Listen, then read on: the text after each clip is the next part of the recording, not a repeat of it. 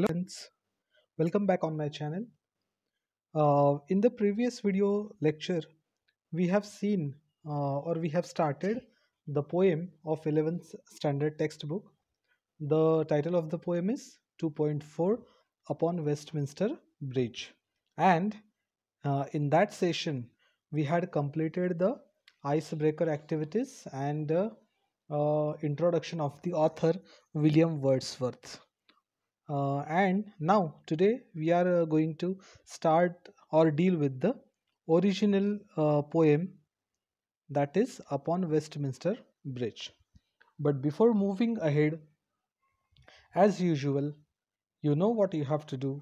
Just like my videos, subscribe my channel, and please press the bell icon button so that you will receive all the notifications of my upcoming videos. Thank you so much for doing that.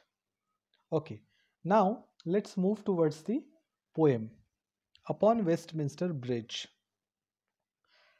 Uh, we had seen the introduction of the poem in the previous video session, and the introduction of the poem is given in the last paragraph of the author's introduction. So आपण बघितलं होतं काल की author काय करतो आहे, William Wordsworth काय करतो आहे की पहाटेच्या वेळेला त्या वेस्टमिन्स्टर ब्रिज लंडनमधला जो ब्रिज आहे त्या ब्रिजचं नाव आहे वेस्टमिन्स्टर ब्रिज, आणि त्या ब्रिजच्या वर जाऊन अपॉन वेस्टमिन्स्टर ब्रिज त्या वर जाऊन तो जे काही लंडनचं सौंदर्य बघतोय, सो ते लंडनचं सौंदर्य तो त्या कवितेमध्ये आपल्या त्याच्या शब्दामध्ये वर्णन करतो आहे.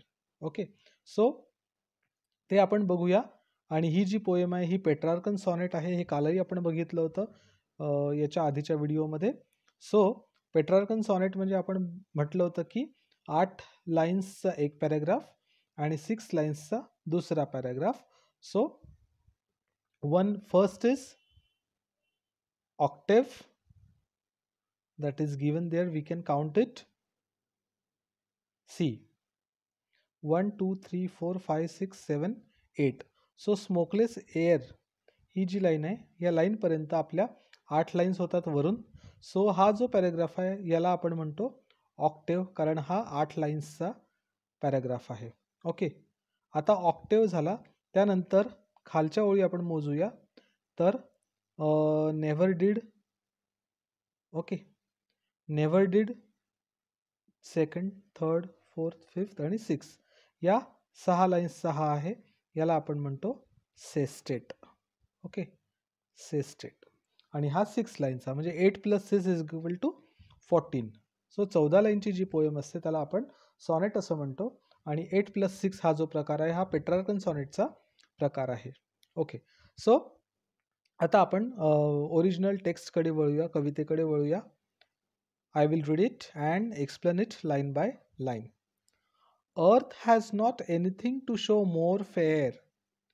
Dull would he be of soul who could pass by a sight so touching in its majesty. So आता कवी काय म्हणतो की earth has not anything to show more fair. More fair म्हणजे यापेक्षा चांगलं. सो यापेक्षा चांगलं आपल्याला अर्थ आणखी काय दाखवू शकते. आता यापेक्षा चांगलं म्हणजे तर हे जे या ब्रिजवरनं जे शहर दिसत आहे, या शहराचं जे सौंदर्य दिसत आहे त्यापेक्षा आणखी काय चांगलं बघायचं आहे आपल्याला. सो अर्थ हॅज नॉट एनिथिंग म्हणजे यापेक्षा आणखी चांगलं काहीही दाखवू शकत आपल्याला नाही अर्थ, पृथ्वी. Dull would he be of soul who could pass by a sight so touching in its majesty. So dull would he be of soul म्हणजे एखादा तिथून जात असेल, हू कुड पास बाय म्हणजे तिथून तो जात असेल त्या ब्रिजवरनं, आणि तिथलं साईट इतकं टचिंग असताना, इतकं छान साईट असताना, मॅजेस्टी मीन्स खूप सुंदर तिथलं वातावरण असताना एखादा तिथून जात असेल जो डल असेल आणि त्या वातावरणाची तो प्रशंसा करत नसेल, स्तुती करत नसेल, तर त्याच्यासारखा डल तोच. ओके, सोल म्हणजे काय तर पर्सन, एखादी व्यक्ती. सो एखादी व्यक्ती तिथून जात असेल आणि त्याला त्यातलं सौंदर्य दिसत नसेल तर त्याच्यासारखा डल तोच असेल. बरोबर आहे. त्यामुळे त्यातलं सौंदर्य आपल्याला बघता आलं पाहिजे असं त्या ऑथरचं म्हणणं आहे. This city now doth like a garment wear the beauty of the morning, silent and bare. Ships, towers, domes, theaters, and temples lie open unto the fields, and the sky all bright and glittering in the smokeless air. So, आता बघा काय म्हटलंय, हे जे शहर आहे, this city now doth like a garment. हे शहर कसं दिसतंय? Doth means does. हे ओल्ड इंग्लिश आहे, त्यामुळे डथचा अर्थ आपण घेतला आहे does. So this city now doth like a garment, म्हणजे कशासारखी सजली आहे ही सिटी? तर गारमेंट सारखी सजलेली आहे, म्हणजे एखाद्या अलंकाराप्रमाणे ही हे शहर सजलेलं आहे. Wear the beauty of the morning, wear म्हणजे परिधान करणे, घालणे. सो हे जे गारमेंट्स आहे, हे गारमेंट्स या शहराने घातलेले आहेत आणि ते गारमेंट्स घालून the beauty of the morning, so या पहाटेची जे सौंदर्य आहे ते आणखी वाढल्या गेलेलं आहे किंवा आणखी वाढलेलं आहे. कशामुळे? तर हे जे काही निसर्गाचं सौंदर्य आहे ते या दागिन्यांसारखं आहे या शहरासाठी. Silent, bare. सायलेंट मीन्स खूप शांत आहे. बेअर म्हणजे तिथे कोणीही नाही आहे, निर्जन आहे ती जागा. कारण पहाटेची वेळ आहे, त्यामुळे इतक्या सकाळी तिथे कोणीही नव्हतं, त्यामुळे ती जागा बेअर होती, निर्जन होती. Ships, towers, domes, theaters and temples lie open unto the field. So सगळं कसं शांत आहे. ज्या शिप्स तिथे त्या नदीवर चालत होत्या, त्या शिप्स आता बंद आहेत. टावर्स म्हणजे मोठमोठे जे टॉवर्स आहेत शहरातले, ते शांत आहेत, तिथे काहीही हालचाल नाही आहे. डोम्स म्हणजे जे काही मंदिराच्या आकृतीसारखे ज्या बिल्डिंग्स आहेत ते डोम्स, मोठमोठ्या बिल्डिंग्स, घुमट ज्याला आपण म्हणतो मराठीमध्ये. सो ते सगळे शांत आहेत. थिएटर्स म्हणजे शहरातल्या सगळ्या ज्या बिल्डिंग्स आहेत, थिएटर्स आहेत, त्या शांत आहेत. Temples lie open unto the field म्हणजे मंदिरं सुद्धा शांत आहेत. सो या सगळ्या बिल्डिंग शांत आहेत आणि open unto the fields, आणि या सगळ्या ज्या बिल्डिंग्स आहेत त्या बिल्डिंग्स पासून तर फील्ड्स पर्यंत म्हणजे शेतापर्यंत सगळं कसं आहे? शांत आहे.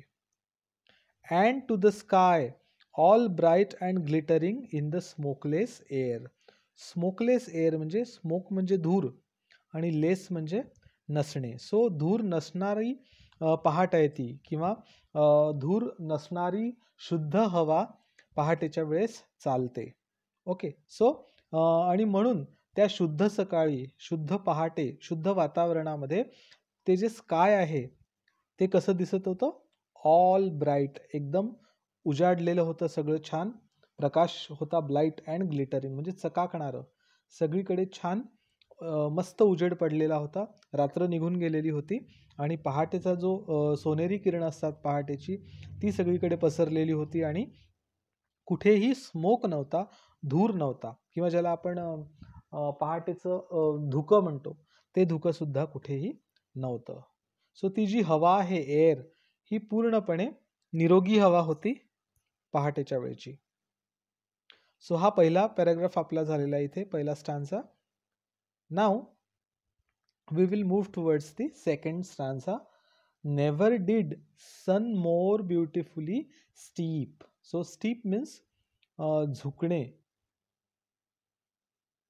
Never did sun more beautifully steep. So इतका सुंदर सूर्य कधीही दिसला नव्हता, किंवा तो कधीही इतकं छान म्हणजे त्या सूर्याचं पांघरूण, त्याच्या सोनेरी किरणांचं पांघरूण त्या पूर्ण शहरावर असं विस्तारित झालेलं होतं. सो इतकं सुंदर ते कधीही दिसत नव्हतं जितकं सुंदर आज मला ते दिसतंय. In his first Splendor. First Splendor, Splendor means भव्य, मोठं. सो त्याचे जे मोठे किरणं होते, फर्स्ट स्प्लेंडर म्हणजे सकाळचे जे किरणं असतात, सो त्याला त्याने म्हटलंय फर्स्ट स्प्लेंडर. म्हणजेच आपण जे सोनेरी किरणं म्हटलं ते म्हणजेच फर्स्ट स्प्लेंडर. कारण पहाटेच्या वेळेला सूर्य हा येलोइश, गोल्डन येलोइश असा असतो, त्यामुळे त्याचे किरणं पण तसेच पडतात. सो त्याची किरणं जी आहे, पहिली किरणं ती कुठे कुठे पडत होती, तर व्हॅलीज म्हणजे दऱ्या, रॉक पर्वत, हिल टेकड्या, नेव्हर सॉ आय, नेव्हर फेल्ट अ काम सो डीप. आणि तो म्हणतोय की मी आज जे एक्सपिरियन्स केलं आहे, आज जे बघितलं आहे ते कधीही बघितलं नाही. नेव्हर फेल्ट, असं मला कधीही आतून फील झालेलं नाही आहे इतकं चांगलं. आणि अ काम सो डीप, कसं फील झालेलं नाही आजपर्यंत?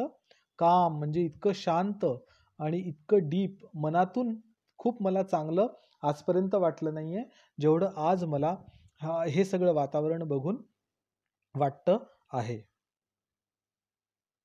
The river glideth at his own sweet will. आता काय आहे, पहाटेच्या वेळेला त्या नदीवर कोणीही नाही आहे आणि ते ज्या बोट वगैरे नदीवर चालतात, तर बोट चालत असताना त्या नदीला स्वतःची इच्छा नसते किंवा स्वतःच्या मनाप्रमाणे ती वागू शकत नाही, कारण त्या बोटी त्याच्यावर चालत असतात किंवा आणखी काहीही त्याच्यावर त्या नदीवर ॲक्टिव्हिटीज केल्या जातात. तर आता या पहाटेच्या वेळेला तिथे कोणीही नाही आहे. त्याच्यामुळे ती जी रिव्हर आहे, नदी आहे, ती काय करते आहे? ग्लायडेथ म्हणजे वाहते आहे. Glideth at his own sweet will म्हणजे स्वतःच्या विल, विल म्हणजे इच्छेनुसार ती शांतपणे वाहते आहे. स्वीट म्हणजे मधुर, गोड, पण इथे स्वीटचा अर्थ त्यांनी घेतला आहे शांत, सुमधुर. म्हणजे इतकी छान ती वाहते आहे की आपण कल्पना करू शकत नाही की नदीला तिचा स्वतःचा स्वभाव आहे आणि तो स्वभाव कसा आहे, तर गोड आहे. ओके. सो आज ती किती सुंदर वाहते आहे, तिच्या मनाप्रमाणे ती स्वच्छंदी वाहते आहे. डिअर गॉड, म्हणजे आता इथे हा जो लेखक आहे हा देवाला प्रार्थना करतोय. Dear God, the very houses seem asleep. म्हणजे या शहरातले जे काही सगळे घरं आहेत ते काय वाटतायत? सीम अस्लीप, असं वाटतंय की ते सगळे झोपलेले आहेत. And all that mighty heart is lying still. आणि त्या घरामध्ये राहणारे सगळे लोक झोपलेले आहेत. घरं झोपलेले आहेत म्हणजे घरातले लोक झोपलेले आहेत. आणि all that mighty heart is lying still म्हणजे मायटी हार्ट म्हणजे काय, की त्या प्रत्येकातलं जे हृदय आहे ते सुद्धा झोपलेलं आहे. ते पण अजून जागृत झालेलं नाही आहे. कारण ते जर जागं झालं असतं तर मे बी ते माझ्यासोबत आज या शहराचं सौंदर्य बघण्यासाठी या पुलावर, ब्रिजवर आले असते. पण घरं तर झोपलेलीच आहेत, घरातली माणसं तर झोपलेलीच आहेत. पण त्या माणसाचं जे हृदय आहे, जे मन आहे, mighty heart, mighty means godly, त्यांच्या मनाला सुद्धा दैवी हार्ट असं म्हटलेलं आहे, दैवी मन असं म्हटलेलं आहे. सो ते मायटी हार्ट जे आहे त्यांच्या मनामध्ये लोकांच्या, ते सुद्धा शांत झोपलेलं आहे, लाईंग स्टिल. म्हणजे बघा की पोएटनी आपल्या सगळ्यांना आव्हान केलं आहे की तुम्हाला सौंदर्य बघायचं आहे का, तर मग तुम्ही पहाटेच्या वेळेला कुठेतरी आपल्या शहराच्या आजूबाजूला जा किंवा मोठ्या उंच टेकडीवर जा, जिथून तुम्हाला पूर्ण तुमचं शहर दिसेल, किंवा एखाद्या मोठ्या ब्रिजवर जा जिथून तुम्हाला त्या शहराचं पूर्ण सौंदर्य दिसेल आणि ते तुम्ही न्याहाळा. आणि जेव्हा तुम्ही हा अनुभव घ्याल तेव्हा तुम्हालाही असंच वाटेल जसं कवीला वाटलं, असं तो आपल्या सगळ्यांना या कवितेच्या माध्यमातून आव्हान करतो आहे. ओके. सो या कवितेसोबत आपण आज इथेच थांबूया. ब्रेन स्टॉर्मिंग सेशन जे आहे ते आपण नेक्स्ट व्हिडिओ लेक्चरमध्ये कंप्लीट करूया. Okay. I hope that you have understood the poem thoroughly. Okay, so if you didn't understand it, you can review or revisit the channel and you can watch it again. Okay, the complete video you can watch it again. Okay, so thank you for your patient listening. Thank you and have a very nice day ahead.